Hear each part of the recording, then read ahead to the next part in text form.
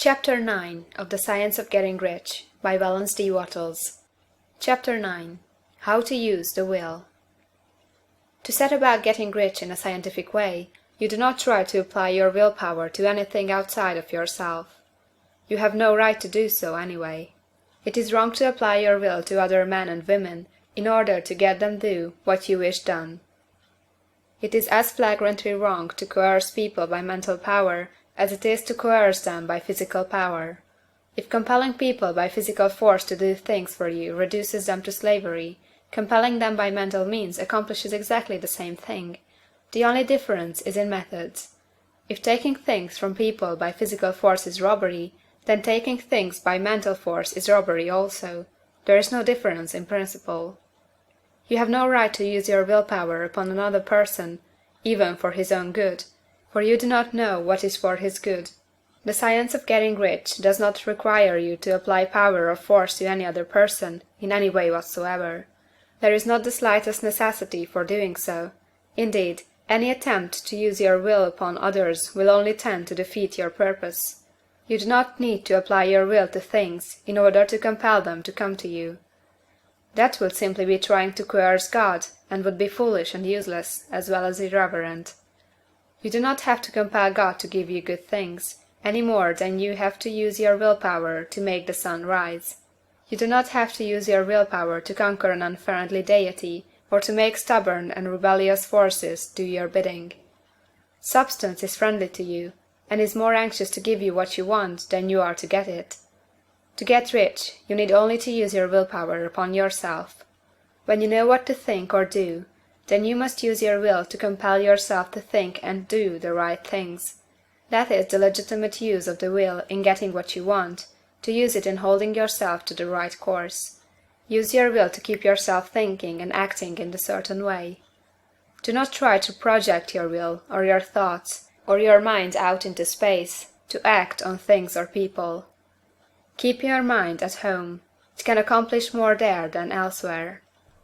Use your mind to form a mental image of what you want, and to hold that vision with faith and purpose. And use your will to keep your mind working in the right way. The more steady and continuous your faith and purpose, the more rapidly you will get rich, because you will make only positive impressions upon substance, and you will not neutralize or offset them by negative impressions. The picture of your desires, held with faith and purpose, is taken up by the formless, and permits it to great distances throughout the universe for all I know. As this impression spreads, all things are set moving toward its realization. Every living thing, every inanimate thing, and the things yet uncreated, are stirred toward bringing into being that which you want. All force begins to be exerted in that direction. All things begin to move toward you. The minds of people, everywhere, are influenced toward doing the things necessary to the fulfilling of your desires, and they work for you unconsciously. But you can check all this by starting a negative impression in the formless substance. Doubt or unbelief is as certain to start a movement away from you as faith and purpose are to start one toward you. It is by not understanding this that most people who try to make use of mental science in getting rich make their failure. Every hour and moment you spend in giving heed to doubts and fears, every hour you spend in worry, every hour in which your soul is possessed by unbelief, sets a current away from you in the whole domain of intelligent substance. All the promises are unto them that believe, and unto them only. Notice how insistent Jesus was upon his point of belief, and now you know the reason why. Since belief is all important, it behooves you to guard your thoughts, and as your beliefs will be shaped in a very great extent by the things you observe and think about, it is important that you should command your attention. And here the will comes into use, for it is by your will that you determine upon what things your attention shall be fixed. If you want to become rich, you must not make a study of poverty. Things are not brought into being by thinking about their opposites. Health is never to be attained by studying disease and thinking about disease. Righteousness is not to be promoted by studying sin and thinking about sin, and no one ever got rich by studying poverty and thinking about poverty. Medicine as a science of disease has increased disease, religion as science of sin has promoted sin, and economics as a study of poverty will fill the world with wretchedness and want. Do not talk about poverty. Do not investigate it or concern yourself with it. Never mind what its causes are. You have nothing to do with them. What concerns you is the cure. Do not spend your time in charitable work or charity movements. All charity only tends to perpetuate the wretchedness it aims to eradicate. I do not say that you should be hard-hearted or unkind, and refuse to hear the cry of need. But you must not try to eradicate poverty in any of the conventional ways. Put poverty behind you, and put all that pertains to it behind you and make good. Get rich, that is the best way you can help the poor. And you cannot hold the mental image which is to make you rich, if you fill your mind with pictures of poverty.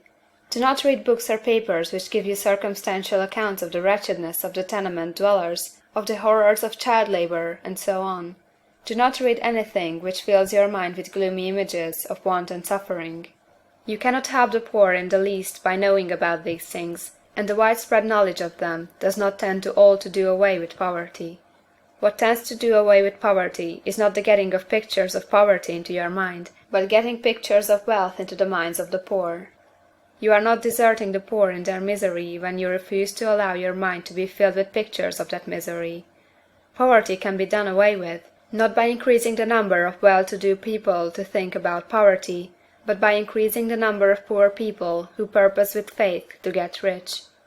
The poor do not need charity, they need inspiration. Charity only sends them a loaf of bread to keep them alive in their wretchedness, or gives them an entertainment to make them forget for an hour or two, but inspiration will cause them to rise out of their misery.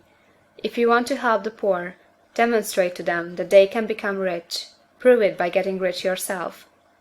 The only way in which poverty will ever be banished from this world is by getting a large and constantly increasing number of people to practice the teaching of this book. People must be taught to become rich by creation, not by competition. Every man who becomes rich by competition throws down behind him the ladder by which he rises, and keeps others down. But every man who gets rich by creation opens a way for thousands to follow him, and inspires them to do so. You are not showing hardness of heart or an unfeeling disposition when you refuse to pity poverty, see poverty, read about poverty, or think and talk about it, or to listen to those who do talk about it. Use your willpower to keep your mind off the subject of poverty, and to keep it fixed with faith and purpose on the vision of what you want. End of chapter 9.